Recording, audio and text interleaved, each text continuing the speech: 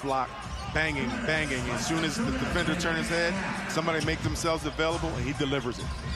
Duck in, and Scotty lays it up and through.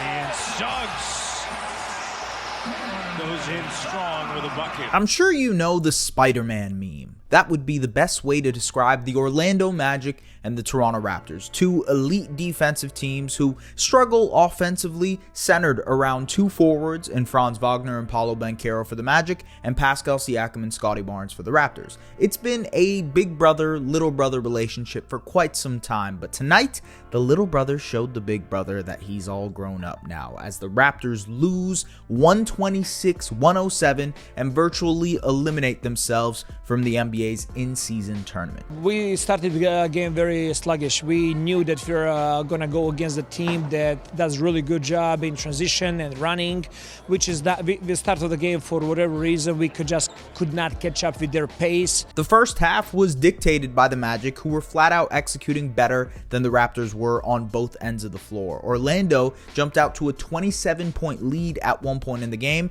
and it was impossible for the Raptors to claw back, even despite cutting the lead to 11 at halftime. Ultimately, this game was determined by two things: the Raptors' inability to take care of the ball, a season-high 23 turnovers that led to 23 fast break points for the Magic. Orlando's defense was good, but Toronto also just couldn't take care of the ball, and it led to some really ugly offensive possessions. And on defense, the Raptors just couldn't stop a nosebleed. It was straight line drives, dribble penetration, and Toronto had no answers for Orlando's #1 ranked interior scoring. Toronto allowed 68 points in the paint and allowed the Magic, who mind you had a bottom 10 offense going into this game, to score 126 points. It was by far their worst defensive performance of the season. Everything starts on ball defense. So tonight on ball, I thought that we did not do good job. That's why they were touching the paint, and we gotta start our defense with really good staying in front of the ball, and then our shifts and our help and our teammates can help us. But everything starts really on the ball there. We gotta do a better job with staying in front of the ball and not opening up and just allowing those easier drives to the rim. On top of the awful play tonight, the Raptors' bench struggles continued again, with Gary Trent Jr., Malachi Flynn, Precious Achiuwa, Chris Boucher, and Grady Dick all having negative impact nights. The second unit continues to be an area of concern for the Raptors, who were ranked 25th heading into this game in terms of plus-minus for their second unit. Ultimately, there are going to be growing pains for a team that has some younger, less developed players, and when you're focusing on developing players, it'll come at a cost of winning, and that happened tonight. But that wasn't the only thing. The Raptors dug themselves into a massive hole again and couldn't recover, something that has become a bit of a habit of theirs so far this season. This is the seventh time in 9 games they've been down at least 16 plus points, and while tonight it was the defense that failed them, their offensive process wasn't much better. So for the film room, that's what we're diving into. Well, I said the Orlando Magic were going to be tough for the Toronto Raptors, and I was right. Listen, the thing is with the Toronto Raptors is that they use and they rely on their size so much to carve out an advantage. Their size is their main weapon. That's why against the Dallas Mavericks, for instance, they were dominating because they had the size advantage. Scotty Barnes could operate in the post. Pascal Siakam could operate in the post. He scored like 30 of his points in the paint. They were able to dominate because they had a clear size advantage.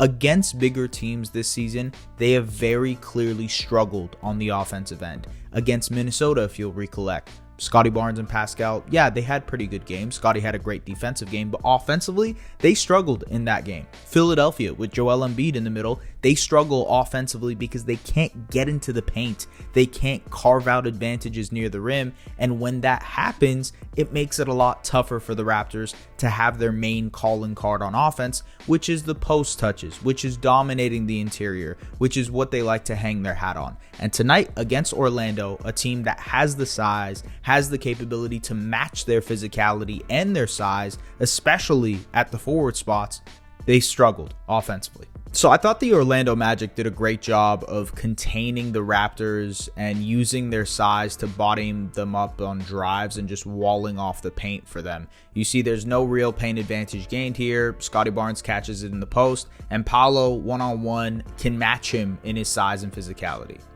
Same thing here. They try to get into the paint. Scottie can't. Paolo matches him again physically, and the Raptors are forced to settle for a three-point shot above the break. This time, they run empty side pick and roll for Pascal to get into post position. He does get into post position, fumbles the ball, and then it's a mismatch, or if you want, it's just a matchup against Goga Bitadze. He tries to take Goga, but again, matching the size, matching the physicality, that's great defense by Goga as well. The Orlando Magic did it all today, and that was just because of their sheer size in the front court. And on top of that, the Raptors just weren't able to get out in transition because they weren't able to get stops, and when they did get out in transition, they made some horrible shot selections. And this is a key part of this game from last night. When the Raptors went to their bench unit early in the second quarter, this is when Scottie Barnes needs to be his most assertive, because there's no one really here who is trying to carve out an advantage. You see OG Anunoby here on this drive. He tries to take it, doesn't create really anything, and Grady Dick is forced to settle for a mid-range jumper. Same thing here on this possession. They try to get OG going downhill, and again, the Magic size, Jonathan Isaac just recovers. He gets the block. It's really good work by them. They wall off the paint as well, so you see Mo Wagner steps up as well to make it harder for him.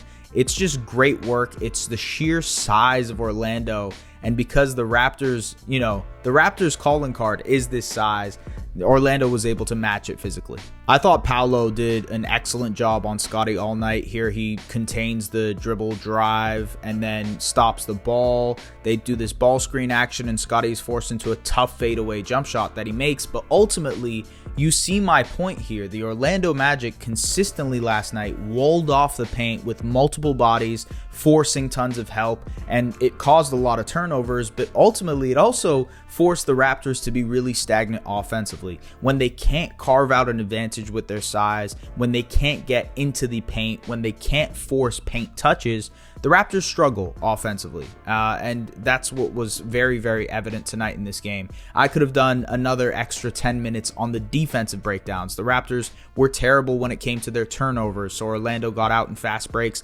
tons of opportunities for them in transition. I think ultimately the Raptors gave out way too many dribble penetration opportunities and straight line drives. There were a lot of back cuts that they missed. The Raptors genuinely probably had their worst defensive performance of the season, but I think they didn't help because their offense stagnated a lot as well, and it's because Orlando is a tough matchup for them. Got teams that have a lot of size, teams that can match them physically are going to be a problem offensively for the Raptors. They just don't know how to create other solutions for them. And I think a lot of that has to do with leaning into the post up as well, like leaning into the Pascal post up, the Scottie Barnes post up, because it's clear that that is a solution. You can find easier buckets because of it. That's actually been maybe the easiest bucket in the half court for you all season.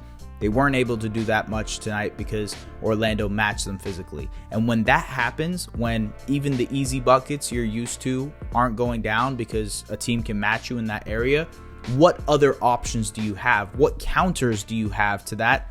The Raptors don't have many, to be honest with you. So that's it. They are most likely eliminated from the in-season tournament, barring a massive change in their group and whatever grouping it is. They face the Indiana Pacers on the second night of a back-to-back. The Pacers are the best offense in NBA history so far this season. They are going to be electric. They're going to be very tough to stop, but also the Raptors are going to have an advantage, I think, offensively.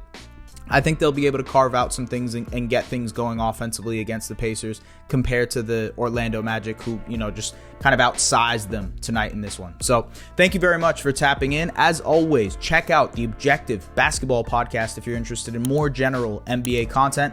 We'll see you guys later. Take care.